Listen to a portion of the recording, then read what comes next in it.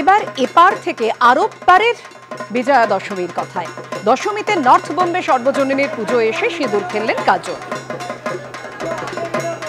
মেয়ে নাইসাকে সঙ্গে নিয়ে দুপুরেই পুজো মণ্ডপে চলে আসেন তিনি।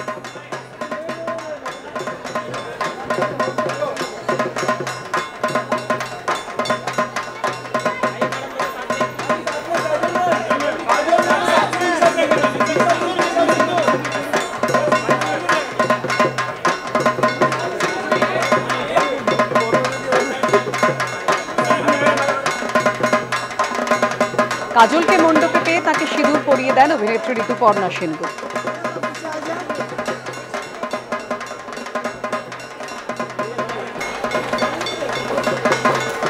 তারপর সবার আবদার মেটাতে সেলফিও তুললেন কাজল।